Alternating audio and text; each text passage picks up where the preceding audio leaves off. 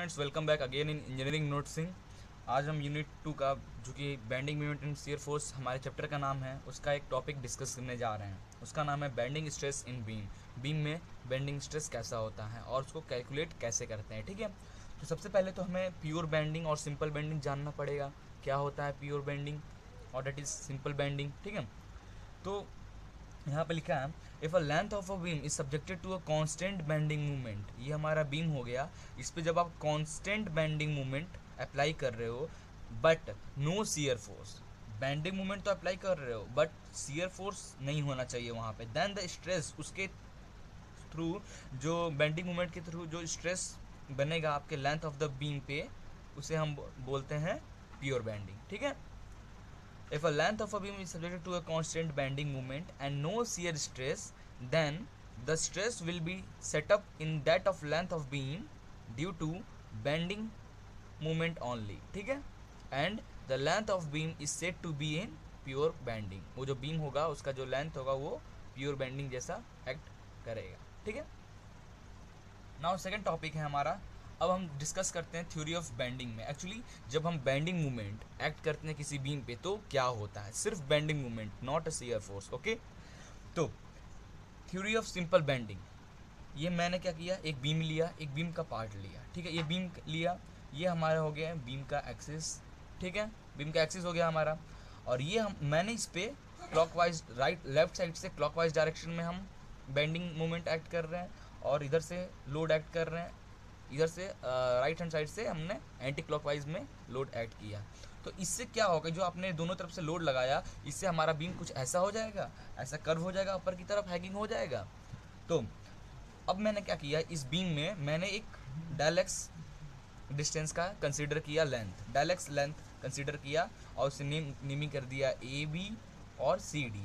दोनों प्लेट के बीच में दो लेंथ है, हमारा कितना है, डेल एक्स। ठीक है, जब हम लोड एक्ट कर रहे हैं लेफ्ट साइड से क्लॉकवाइज और राइट साइड से एंटी क्लॉकवाइज, तब हमारा बीम ऐसा हो जाएगा, ऐसा हो जाएगा। ये हमारा एक्सिस हो गया। तो ये थ्योरी ऑफ सिंपल बेंडिंग हम क्यों डिस्कस कर रहे हैं, आपको यहाँ पे समझ में आ जाएगा। तो जब आप लोड एक्ट करने पे जो हमारा बीम का जो एक्सचेंज डिफॉर्मेशन हुआ, वो क्या हुआ, हुआ यूँ कि आप देखोगे जो अपर फेस है ए सी, जो ए सी था वो क्या हो गया, कॉम्प्रेस हो गया। ठीक है, या फिर आप बोल सकते हो ए सी हमारा शॉर्ट हो गया, और जो बी डी था वो चेंज हो गया हमारा बी डैश डी डैश में। क्या हो गया, ये इलोंगेट हो गया यहाँ पे। ठीक है, बट इसमें एक मेन टॉपिक है, इसे आप ये ले ले, ये न्यूट्रल एक्सिस जिसे बोलते हैं। तो न्यूट्रल एक्सिस जो है वो चेंज नहीं होता है इसमें। ठीक है, क्या हो रहा है यहाँ पे, न्यूट्रल एक्सिस तो हमारा नॉर्मल था, मान लेते हैं न्यूट्रल एक्सिस का लेंथ हम एल ले लिए। ठीक है, ये हो गया हमारा, ये जो न्यूट्रल एक्सिस आपने ये बनाया है इसका लेंथ एल हो गया, और जो आपने प्लेट कंसीडर किया था वो हमारा डेल एक्स लेंथ हो गया। जब आप इस पर लोड अप्लाई कर रहे हो, ठीक है, लोड लेफ्ट साइड से क्लॉकवाइज और इधर से एंटी क्लॉकवाइज लोड अप्लाई कर रहे हो, तो हमारा बीम ऐसा हो जाएगा, डिफॉर्मेशन बीम का ऐसा हो जाएगा। जब हमारे बीम का डिफॉर्मेशन ऐसा होगा, जो प्लेट का अपर पार्ट है जिसे आपने नेमिंग किया था ए और सी, ये हमारा क्या हो जाएगा, ए डैश सी डैश, और इसका लेंथ शॉर्ट हो जाएगा। ठीक है, और बी और डी क्या हो जाएगा, इलोंगेट हो जाएगा। ठीक है, और बोल सकते हैं यहाँ पे कंप्रेशन हुआ और यहाँ पे बी डैश डी डैश पे टेंसाइल हुआ। ठीक है, लेकिन जो हमारा न्यूट्रल एक्सिस है उसका लेंथ क्या होगा, सेम होगा। यही हमारा थ्योरी ऑफ सिंपल बेंडिंग कहता है। ठीक है, और जो आप न्यूट्रल एक्सिस को कैसे डिफाइन कर सकते हो, न्यूट्रल एक्सिस को आप डिफाइन कर सकते हो जब आपने किसी बीम पे लोड लगाया, लोड लगाने से उसमें कोई भी डिफॉर्मेशन नहीं आया, उसके ऊपर आपका कॉम्प्रेसिव मिल रहा है, उसके नीचे टेंसाइल मिल रहा है, बट न्यूट्रल एक्सिस पे कोई भी चेंजेस नहीं हो रहा है, उसे हम बोलते हैं, वो एक्सिस को हम बोलते हैं दैट इज़ न्यूट्रल एक्सिस और न्यूट्रल। ठीक है, तो ये हमारे थ्योरी ऑफ सिंपल बेंडिंग यहाँ पे कंप्लीट हुआ। ओके, और अच्छे से समझने के लिए आप इसे ऐसे भी लिख सकते हो। ठीक है, ये जो हमारा है ये है before bending,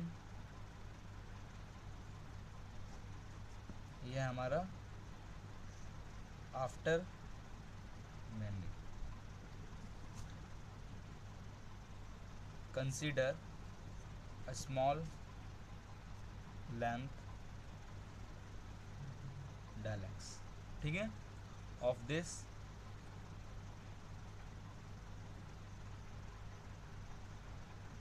part in figure A में, ठीक है। Now consider two section AB and CD, that is AB and CD, which are normal to the axis of the beam, that is NN, neutral axis of the beam, यही तो हमारा axis of the beam हुआ, neutral axis. Due to action of bending moment, the part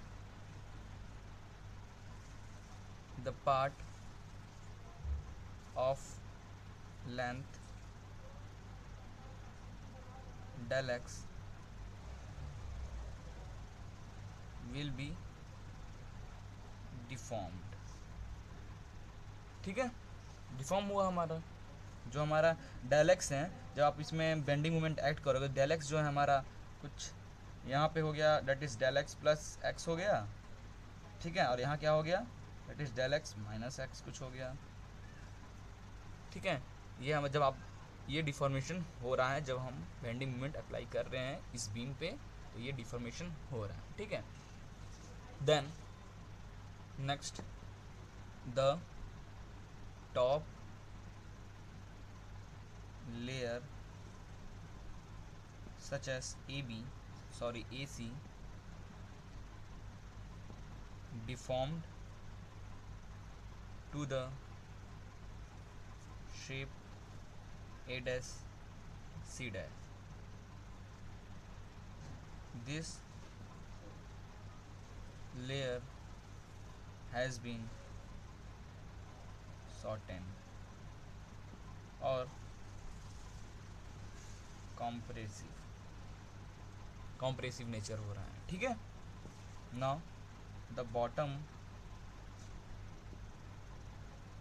layer such as BD change deform to B dash DS, okay. Bottom layer such as BD deform to the shape B dash D dash. This layer has been elongated or tensile, ठीक है। Now next है at a level between the top and bottom of the beam, there will be a layer which is neither shortened nor elongated, is the layer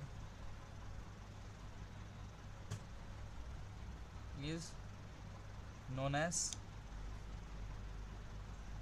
neutral layer, ठीक है। at a level between the top and bottom of the beam, that is at the level between the top, ये एक layer है, इसके top पे और इसके down पे there will be a layer, ये जो लेयर है विच इज़ नाइदर शॉर्टेड और nor elongated, the layer is known as neutral layer, ठीक है। आई थिंक आपको ये थ्योरी ऑफ सिंपल बेंडिंग आपको अच्छे से समझ में आ गई होगी, ठीक है। इस वीडियो में हमने देखा प्योर बेंडिंग और सिंपल बेंडिंग क्या होता है, उसके बाद हमने देखा थ्योरी ऑफ सिंपल बेंडिंग क्या है, थ्योरी ऑफ सिंपल बेंडिंग क्या कहती है, कैसे बेंडिंग में चेंजेस होता है, डिफॉर्मेशन होता है और न्यूट्रल एक्सिस में क्यों इफेक्ट नहीं पड़ता है, ठीक है। Thank you for watching this video.